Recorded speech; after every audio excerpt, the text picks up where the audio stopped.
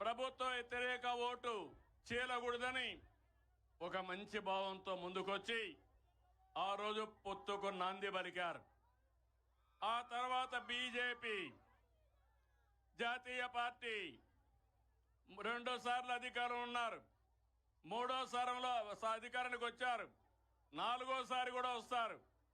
అందుకనే వాళ్ళు ముందుకొచ్చి మన రాష్ట్రంలో పొత్తు పెట్టుకోవాలంటే రాష్ట్ర ప్రయోజనాల దృష్టిలో పెట్టుకుని ఆ రోజు మనం పొత్తు పెట్టుకున్నాం. ఈరోజు ప్రధానమంత్రి గారు ఉపన్యాసం మీరు చూశారు. సింధూర్ గర్వకారణం. ఎక్కడ కూడా ఒక్క వ్యక్తిని చంపకుండా ఎవరైతే మన ఆడబిడ్డల బొట్టు తెరిచేశారో అలాంటి టెర్రరిస్టుల్ని అంతం చేసిన పార్టీ ఎన్డీఏ, అంతం చేసిన వ్యక్తి నరేంద్ర మోడీ గారని చెప్పి మరొకసారి విజ్ఞప్తి చేస్తున్నారు. అయితే ఆ రోజు ఒక మాట చెప్పాను, నేను సూపర్ 6 అని తీసుకొచ్చాను. కార్యకర్తలు ఇంటింటికి వచ్చారు, ఏం చేస్తామో చెప్పారు. అయితే గత ప్రభుత్వం ఆర్థిక విధ్వంసం చేసింది, చాలా సమస్యలు వచ్చాయి. కానీ నాకు దృఢ సంకల్పం ఉంది, ఎట్టే పరిస్థితిలో ఇచ్చిన మాట నిలబెట్టుకోవాలని ఎన్ని కష్టాలున్నా సూపర్ 6 అమలు చేస్తున్నామని మరొక్కసారి మీకు విజ్ఞప్తి చేస్తున్నాం. అదే కాదు, ఇచ్చినట్టు అన్ని కూడా అమలు చేస్తున్నాం. మీలో ఒక ఆలోచన రావాలి. ఇచ్చినప్పుడు మీరు అనుకుంటారు ఆటోమేటిక్ గా వస్తాయని. ఏది ఆటోమేటిక్ గా వస్తే అందరూ ఇవ్వగలుగుతారు. నేను అడుగుతున్నా, 5 సంవత్సరాలు పింఛన్లు ఇచ్చారు. 3,000 ఉంటే ఒక్కొక్క సంవత్సరం ముక్కుతూ మూలుగుతూ 250 పెంచి 5 ఏళ్లలో 3,000 చేశారు. నేను ఒక మాట చెప్పాను, మీ అందరికీ 3,000 నుంచి 4,000 చేస్తా. జూన్ లో ఫలితాలు వచ్చాయి, ఏప్రిల్ నుంచే ఇస్తానని పెంచిన పింఛను ఏప్రిల్ నుంచే ఇచ్చానా లేదా అని మిమ్మల్ని అడుగుతున్నా. మామూలు కాదు. 4,000 దివ్యాంగులకి 6,000 ఉంటే 3,000 పెంచాను. 3,000 నుంచి 6,000 పెంచాను, అంటే 12 రెట్లు పెంచాను. భగవంతుడు వాళ్ళ పట్ల చిన్న చూపు చూశాడు. మానవత్వంతో వాళ్ళు ఆదుకోవాలని నేను ముందుకు పోయాను. దీనివల్ల మీరు చూస్తే ఈరోజు 32,134 కోట్ల రూపాయలు సంవత్సరానికి ఖర్చు అవుతుంది. మన తర్వాత పక్కనుండే తెలంగాణ 8,000 కోట్లు, కడమోళ్ళు 4,000 కోట్లు. అది ఎక్కడా, నేను ఇచ్చేది ఎక్కడా? ఈ 64 లక్షల మందికి పింఛను ఇస్తున్నా. మీరంతా గుర్తుపెట్టుకుంటారా అని నేను మిమ్మల్ని అడుగుతున్నా. 4,000, 6,000 కిడ్నీ పేషెంట్లుంటే డయాలసిస్ చేసుకుంటే 10,000 బెడ్కి పరిమితం అయితే వాళ్ళ ఇంట్లో వాళ్ళకి సేవ చేయాల్సి వస్తే 15,000 జీతంతో సమానంగా మీకు ఇస్తున్నానా లేదా అని మిమ్మల్ని అడుగుతున్నా. నేను డబ్బులు లెక్క పెట్టుకోవాలా, మానవత్వంతో చూస్తున్నా. ఈ విషయం మీరు గుర్తుపెట్టుకోవాలి. ఇంకో పక్కన ఎవరైనా భర్త చనిపోతే వితంతువుకు పెన్షన్ ఇవ్వకుండా ఎగ్గొట్టారు. నేను ఒకటే చెప్పాను, పాతవన్నీ క్లియర్ చేశా. మొన్నే 1,10,000 పింఛన్లు, నెలకు 44 కోట్ల రూపాయలు ఖర్చు, సంవత్సరానికి 520 కోట్లు ఖర్చు. అయినా పర్వాలేదు, నా పేదవాడి ముఖంలో ఆనందాన్ని చూడాలని ఆ పింఛన్లు ఇచ్చాను. ఇంత మునుపు ఒక నెల తీసుకోకపోతే 2వ నెల ఎగ్గొట్టేవాళ్ళు. 2 నెలలు తీసుకోకపోతే వచ్చేదే కాదు. ఇప్పుడు 3 నెలలు ఎక్కడైనా ఉండండి. ఆ రోజు వాలంటీర్ వస్తేనే మీకు పింఛను. ఇప్పుడు నువ్వు బంధువుల ఇంటికి పోయినా నేను ఇస్తా, అక్కడే ఇస్తా. నరేగా పనులు చేసినా అక్కడ ఇస్తా. హాస్పిటల్లో ఉన్నా అక్కడ ఇస్తా. మీరెక్కడున్నా అక్కడ ఎత్తుక్కుంటూ వచ్చి మీ పింఛను నెలకు మొదటి తారీఖునిచ్చే బాధ్యత నాది. ఏం తమ్ముళ్ళు ఆనందమా?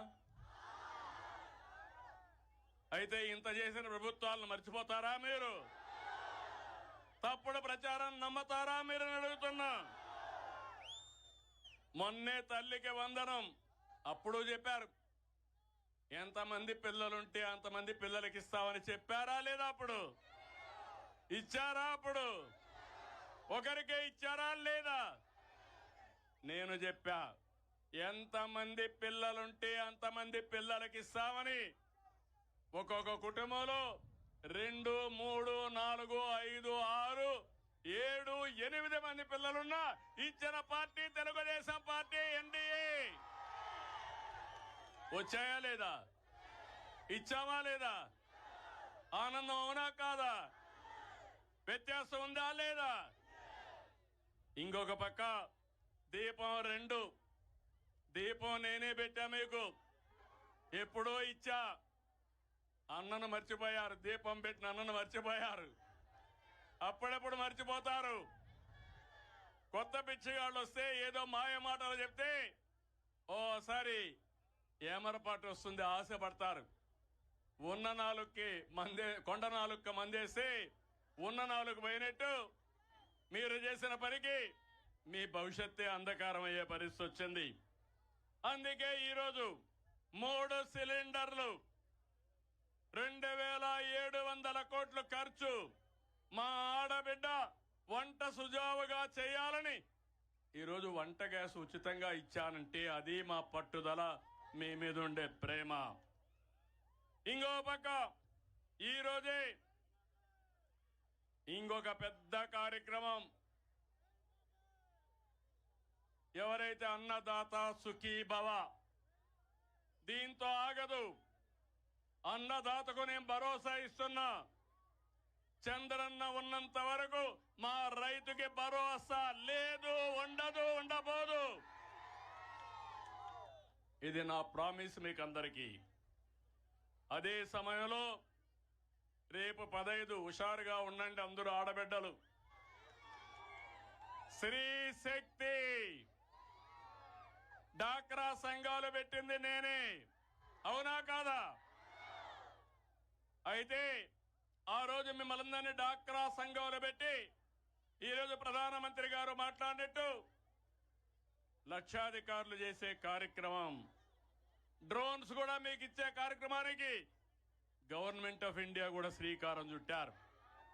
15 నుంచి మా ఆడబిడ్డలు ఎక్కడికి పోవాలన్నా స్త్రీ శక్తి కింద ఉచిత ప్రయాణ సౌకర్యం మీ అన్న మీకు ఇస్తాడని మా ఆడబిడ్డలందరికీ హామీ ఇస్తున్నా. దీనివల్ల 2,62,00,000 మంది బాగుపడతారు. కనీసం రోజుకొకసారి నన్ను గుర్తుపెట్టుకుంటారని అడుగుతున్నా మిమ్మల్ని. మీ పెద్దలిచ్చిన ఆస్తి కంటే నేను నెలవారీగా మీకు చేసే సహాయం రొట్టింపులో 3 రెట్లు, అవునా కాదా? అదే మారిగా అన్నా క్యాంటీన్ పెట్టాం. అన్నా క్యాంటీన్ పెట్టి ఏమ్మా 5 రూపాయలకే భోజనం పెడుతున్నావా లేదా? అలాంటి క్యాంటీన్ని మూసేశాడా లేదా? ఇది విధ్వంసం అవునా కాదా? పేదవాడికి అన్నం పెడితే తప్ప అని మిమ్మల్ని అడుగుతున్నా. అన్నం పెట్టడం మన సాంప్రదాయం అవునా కాదా అని మిమ్మల్ని అడుగుతున్నా. అలాంటి విధ్వంసానికి పలువడి మిమ్మల్ని అందరినీ కూడా చాలా ఇది చేసే పరిస్థితికి వచ్చారు. అదే సమయంలో ఈరోజు ఇంకొక పక్క మీరు చూస్తే ఎన్నికల ముందు రైతుకు చెప్పిన మాట నిలబెట్టుకున్నాం. ఒక విషయం మీ అందరికీ విజ్ఞప్తి చేస్తున్నాం. పంటలు పండినా పండకపోయినా, లాభం వచ్చినా రాకున్నా, తుఫాన్లు వచ్చినా నష్టపోయినా ఏ రైతు వ్యవసాయం చేయడం మానడం. నిద్ర లేసి ఇంటి దగ్గర నుంచి పొలానికి పోంది అతనికి మళ్ళీ నిద్ర పడదు. అలాంటి మీరు దేశానికి అన్నం పెట్టాలనే తపనతో భయంకరమైన కరోనా వచ్చిన సమయంలో అన్ని రంగాలకు లాక్డౌన్ ఇచ్చాం. కానీ ఒక్క రైతుకు మాత్రం లాక్డౌన్ లేదు. భుజాన నాగల పెట్టుకొని అందరికీ అన్నం పెట్టాలని ఏమాత్రం విశ్రమించకుండా పనిచేశారు.